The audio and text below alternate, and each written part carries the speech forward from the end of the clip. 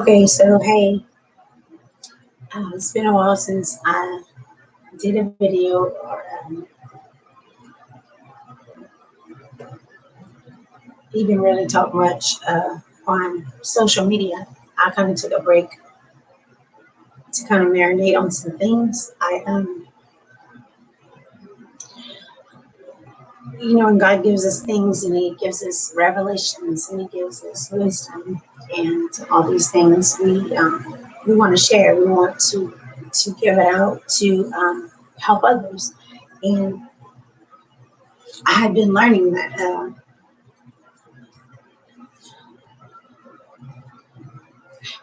We need to first let it marinate. That way we can apply it to our lives. And learning what Paul meant when he said, man, never preach a message that's not evident within my own life. Because we are to not only preach the gospel, but we are to actually allow it to be very obvious in our own lives. For God calls us to be a peculiar people, people set apart. We're supposed to be different. Um, and I want to talk today about the identity of who you are and how the world, everything since you were young, how growing up, your peers in your life, normally everything that is around you speaks directly against who you truly are. It's kind of like almost like this world is designed to speak directly against the call of God on your life. And sometimes it can be difficult and it can be hard because we have to endure things and walk through things. And people don't always understand uh, why our life can sometimes seem like it's always in um, chaos, or there's always something going on. And it's not necessarily that we're in a state of failure all the time, but it's the process. It's the process that God is putting us through as His frontline um, soldiers, so that we can be ready for the day of battle. And I want to talk about a couple things. About a year or so ago, I painted this painting. Let me see. Um, and I woke up and I painted it, and I didn't understand it. And on my birthday in January, I was just messing with the numbers of my birthday, and I added them up. Well, they added up to 70. So I was like, okay, that's interesting. So I went and I studied the number 70. Well, there's so much about the number 70. Uh, the number 70 is the reign of the king. Um, it's also the end of a cycle in your life. And Abraham started a nation within a nation with 70 people. And when I looked at this painting, all I kept hearing was a nation within a nation. And lately now, everyone's talking about how the division of the people. And I'm not quite sure exactly all the details yet. God has not revealed everything to me yet. But I believe something incredible is coming. I choose to see things as a setup for God to come on the scene and show Himself for who He truly is. And He's been taken out of many things. He's been talked about. People talk about God, and you can tell like they really have no clue who He is and what He actually did for us, and all because He wants to be a part of our lives. And we do know that God talks about separating the goats and the sheep. So with everything that's going on with the country and the rioting, and I was thinking about something the other day, and I said, with the thing in Seattle and everything, I said, wouldn't it be just like God to start a revival right in the heart of uh, a riot? These people are out there and they have a cause, and they are united about this cause, and they're using violence. And so I began to, I, Bubba and I started interceding for Seattle, and for God to do a work in their hearts, for God to take the young generation that is coming up, and they're so rambunctious, and when they believe something to be, they fight for it, and um, re- there's rebellion, and God can take that and make them the next move of God. He can take everything that the enemy meant for bad and use it for the glory of his kingdom. Um, Most of you know that I do women's ministry. I would go into the prisons and talk about my story, talk about God, how He redeemed my life. And, uh, I was thinking, my generation's done damage that they're going to do. Everything that you, you can't reverse what's done, but you can use it for the kingdom. So, not that I'm not going to help women or minister still to women, no, not at all. But I'm thinking more of we need to start targeting our youth. If you notice, there's a lot of parents who are absent from the lives of their children. And the Lord was showing me something the other day, how He's actually going to use that. If you notice, like when you grow up, or people growing up, and so and so's dad is a farmer, and so they become a farmer, and then their son becomes a farmer, and it's kind of like we all feel like we have to live up to something. Well, a lot of children today have no parents. A lot of it, people are incarcerated, and you see a lot more of the missing parents from the home. And so the Lord said, the generation that's coming up is going to be the I am movement. And He said, I'm going to tell them who they are. And that's one of the greatest things that ever happened to me, because when I was in prison, I had to do 60 days in lockdown. And God was finally able to get me to where I was in a place where I had to hear or to listen to Him. And God called out my greatness in there, and He told me who I was. And my identity is it's everything. It's look at Jesus. Jesus He knew God, He knew who He was, and He knew that He knew His purpose. So He was unstoppable. He was purpose driven. He was not need driven. He was not worldly driven. He came here to do what the Father told him to do, and he didn't sway from it, and um, therefore fulfilling His purpose. And when Jesus charged the disciples to go to all nations and to make disciples, He also told them to heal the sick, raise the dead, cast out demons. And he told the disciples that they would do greater works than even him, because he would go to the Father. The first church, um, they were doing the greater works.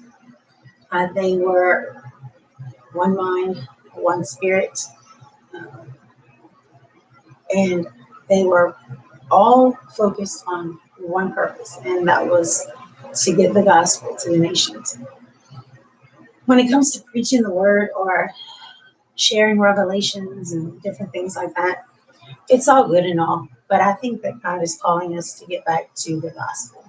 You know, we see Paul talk about to beware of teachings that are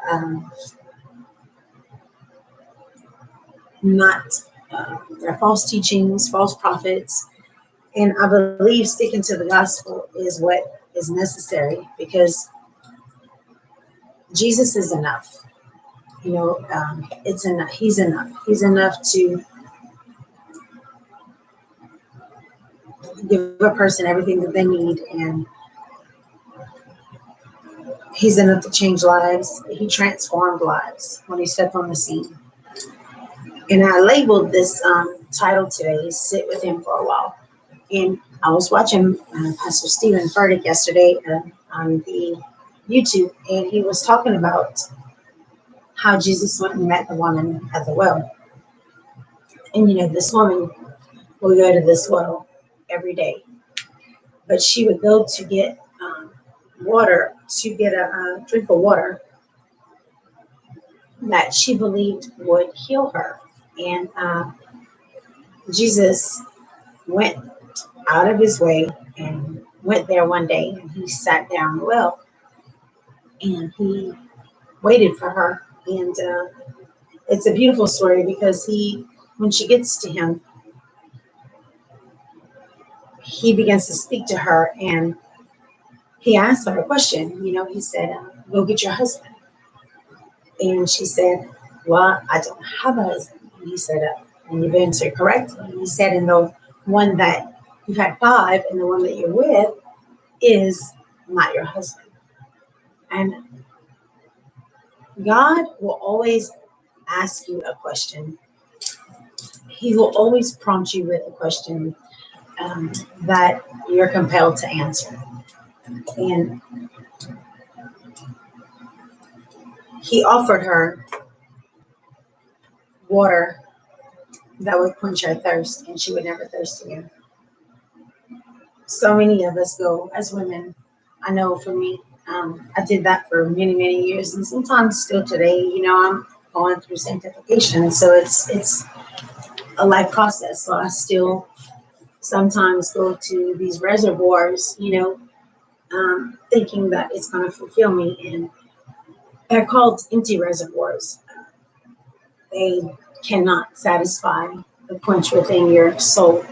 And Jesus is asking for us to sit with him for a while.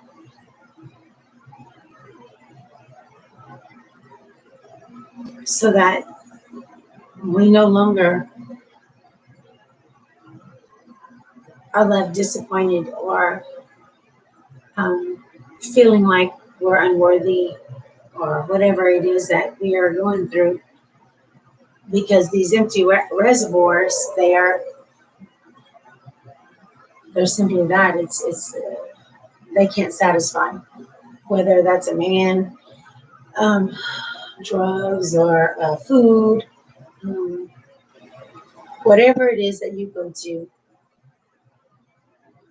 it becomes an empty reservoir, and you're left disappointed and feeling worse a lot of times than you did before you even went to the reservoir.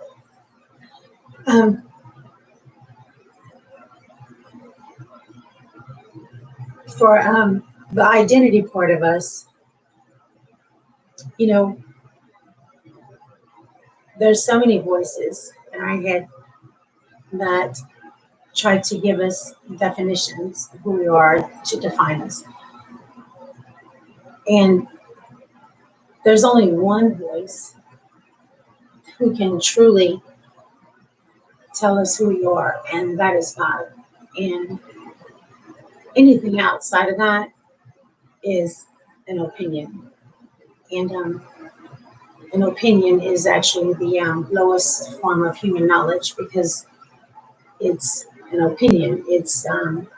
There's it's based off of someone else's opinion of you. And normally a person speaks out of their own heart. So a person, if they have an issue in their heart, they are going to see you as a reflection of their heart. So they can't truly see you. They see fragments, or they see however they see themselves. And so it's a dangerous thing to place ourselves under the subjection of needing or wanting to be affirmed by a person. Um, it could hinder us greatly. It could hinder us from achieving things. It could hinder us as people. It could hinder our career paths, and most importantly, it could hinder the call of God on your life. Whenever Jesus was in the wilderness, after he was baptized, the Spirit led him into the wilderness to be tempted by the enemy for 40 days. And every time the enemy came to him, the first thing he would say to Jesus was, "If you are the Son of God." Because he knew that if he could get Jesus to question who he was, then he would not be able to live up to his full potential. Because Jesus had to know God, and he had to know who he was, and he had to know his purpose. And he did. And that's what we're to do. We're to know God, we're to know who we are, and we're to know our purpose, and we are to be purpose driven, not need driven, not emotionally driven, purpose driven. And it's time for the people of God to sit with Jesus for a while and let him tell you who you are. Let him give you living water. And it's time to do the things that we were commissioned to do. You know, the first church actively flowed in the greater works. And I believe it's time for the second church to rise up. The second church, the reestablishing of the one true gospel. You know, it's good to get great revelations and it's good to share them, but let's face it, it's best to stick to the gospel, and that is simply this: that you were a sinner and you needed a savior, and Jesus came. He died for your sins. He rose from the dead, and he ascended back to heaven. But he didn't do all this just so that you're simply saved and that you can get to heaven. That's so shallow for a person to not go beyond the cross. Jesus did so much more. He actually redeemed back what we lost in the garden. So in the Garden of Eden, um, it was a place. It was a state of being, you know, and the fall. So they fell from the garden, and Jesus came to give that back to us so that we could have the Holy Spirit living with us, to have the Holy Spirit walk with us daily and then teach us truth and to help us along our way and to guide us. And we no longer are under the curse of any kind of curse, or whether it's in our bloodline, um, the iniquities of our forefathers, all of that stuff that could have possibly affected our life. We have to truly understand that because of Jesus, we've been adopted into the family of God. So we no longer have any um, any ties to family that we're born into. We have our new family, and the curses that once were so evident or so powerful in our lives have no more rights. They literally, the you need to tell the enemy you have no jurisdiction here anymore. This is not your territory anymore. And like in Proverbs, it says, a curse without a cause, it cannot land. And so you no longer are under that. And it's a such a liberating thing when you